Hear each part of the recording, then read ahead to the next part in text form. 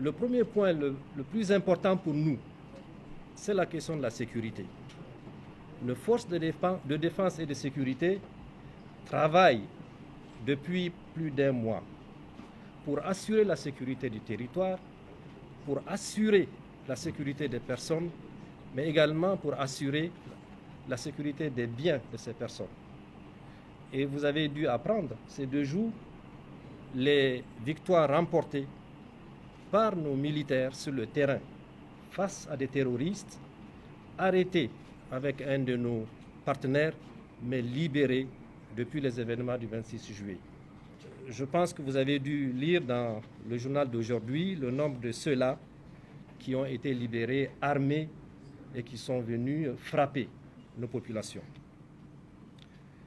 Là-dessus, il est très évident que le gouvernement et le Conseil national pour la sauvegarde de la patrie travaillent à assurer, comme je l'ai dit, la sécurité du territoire. C'est une tradition pour l'armée nigérienne. Tous ceux qui connaissent le Niger savent que depuis toujours, nous avons réussi à conserver et à sauvegarder la territorialité de notre pays. Ils continuent de le faire, c'est le lieu de leur reconnaître. On a entendu dire qu'elles ont abandonné le terrain de la lutte contre le terrorisme pour s'emparer du pouvoir. Cela n'est pas exact. Sur la sécurité, nous avons consacré l'ensemble de notre énergie pour protéger les citoyens nigériens et tous ceux qui y vivent sur notre territoire. Le deuxième point, c'est sur la situation socio-économique, disons économique et financière. Là-dessus, nous avons focalisé nos efforts depuis pratiquement 3 semaines pour analyser cette situation qui est caractérisée par un endettement qui étouffe cette économie. Nous sommes aujourd'hui à un stock de dettes estimé à 5 200 milliards de francs CFA. 5 200 milliards de francs CFA. 5 200 milliards de francs CFA.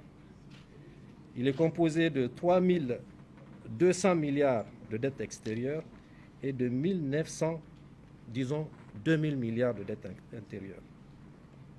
En 2000, il y avait un stock de 1100 milliards de dettes extérieures en 2000. Et la dette intérieure était évaluée à 295 milliards. À la fin de 2010, le stock de dette extérieure était évalué à moins de 300 milliards.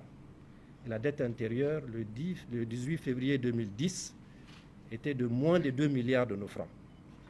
Nous avons un service de la dette, c'est-à-dire le montant à payer au titre d'une année, qui est évalué à 858 milliards de nos francs, dont 184 milliards de dettes extérieures et 673 milliards de dettes intérieures. Le service de la dette, c'est le montant à payer au titre d'une année. La masse salariale payée entre janvier et juillet s'établit à 266 milliards,2. Les ressources internes mobilisées par les régies financières se situent à fin juillet à 524 milliards. Les dépenses de biens et services effectuées se chiffrent à fin juillet à 66 milliards. C'est pour dire, pour ne pas rentrer trop dans les détails, les 2 mois, fin juillet et août, nous avons, par le biais de l'effort de mobilisation des ressources internes, assuré le paiement des salaires de la fonction publique et les salaires des forces de défense et de sécurité. Vous voyez bien, malgré l'embargo, je suis sûr que vous reviendrez sur ces questions-là. C'est pour également dire que sur la question de qu'est-ce qu'il faut qu'on fasse pour, disons, avancer concernant la situation économique et financière, 2 choses. La première, c'est la loi de finances rectificative qui est en gestation pour intégrer les nouveaux besoins, faire partir tout ce qui est superfétatoire et évidemment, dans le même temps, préparer la loi de finances 2024. Donc c'est l'effort qui est en train d'être fait par les services du ministère de l'économie et des finances. Puis il y a un programme de résilience pour la sauvegarde de la patrie.